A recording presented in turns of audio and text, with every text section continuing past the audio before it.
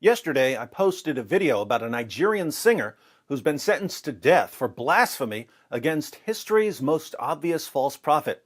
I got a lot of comments from Nigerians who've witnessed Islam's impact on their country firsthand. Some comments are even from Muslims who want out of their religion. Let's read a few comments about Islam in Nigeria, and then we'll read a short passage from our earliest biography of Muhammad, which will show that this has been happening from the beginning of Islam. I am in the northern part of Nigeria, and we need help. They kill us every day, and you will never see it in the news. We protest, they arrest us. We are very far from human rights. I lived in the northern part of Nigeria as a child for a while. My mom worked there, and I eventually finished my middle high school there. At the age of 10, stones were thrown at my aunt and I because I wasn't wearing a scarf. I was 10. We just took a walk down the road to go take passport photographs.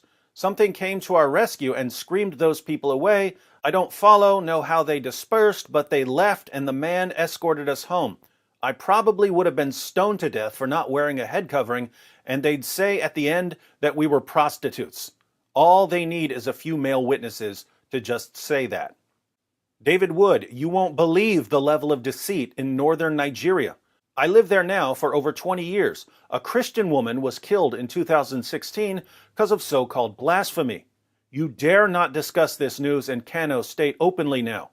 They have the right to insult the Christian faith, but no one oppose or question their beliefs. Keep northern Nigeria in prayers. God bless you. I'm a Nigerian, and I hate what is going on in my country. Thanks a lot for this video, David Wood. I am a Catholic from northern Nigeria. An attempt to annihilate the remnant of my tribe, Tiap or Kataf or Katab, and the rest of our sister tribes, Jew, Takad, Sholio, Gworok, etc., is imminent as periodic guerrilla attacks are being carried out in our region, southern part of Kaduna State. By the grace of our Lord Jesus Christ, since God never forgets his own, David Wood and Sam Shamoon, please keep us in your prayers. Peace be with you.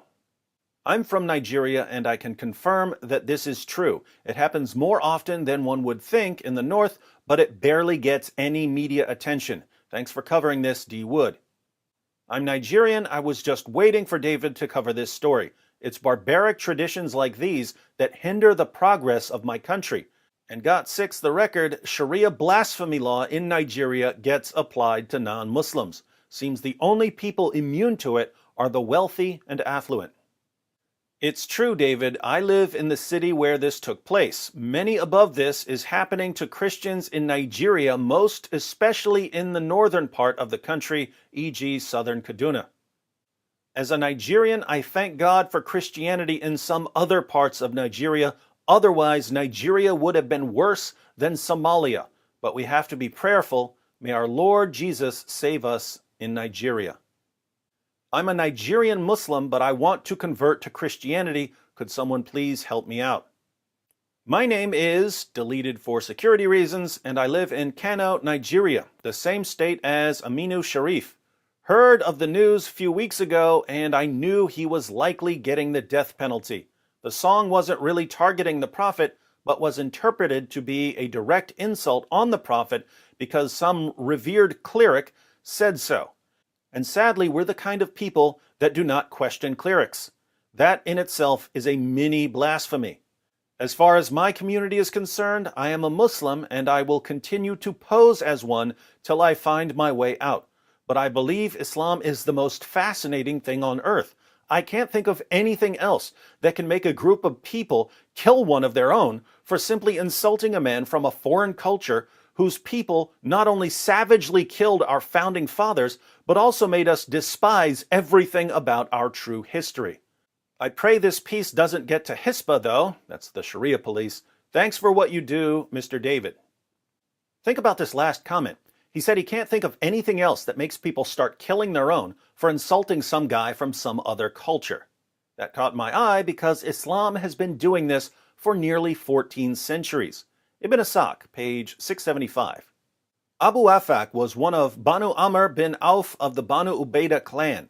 He showed his disaffection when the apostle killed Al-Harith bin Suwaid bin Samit and said, Long have I lived, but never have I seen an assembly or collection of people more faithful to their undertaking and their allies when called upon than the sons of Kala when they assembled, men who overthrew mountains and never submitted.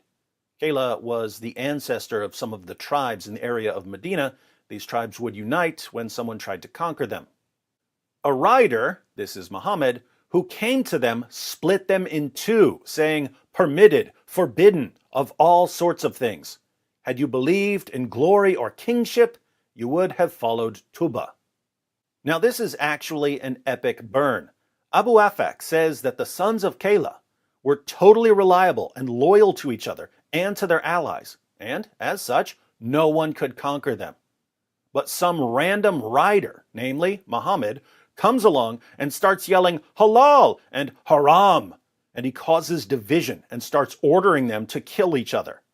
Abu Afak says, had you believed in glory or kingship, you would have followed Tuba.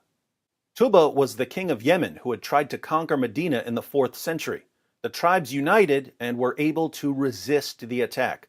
Abu Afak's point is that it would be one thing to submit to a powerful king and to join his kingdom. But to submit to some guy on a horse who starts babbling about what's permitted and forbidden and then orders you to start killing each other, that's just insane. And what happened? The apostle said, who will deal with this rascal for me?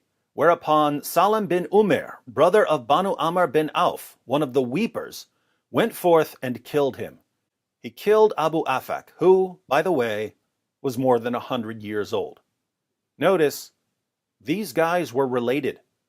Abu Afak complained that Muhammad was causing the tribes around Medina to start slaughtering each other, and Muhammad's response was to order them to slaughter each other. Sound familiar? Nigeria?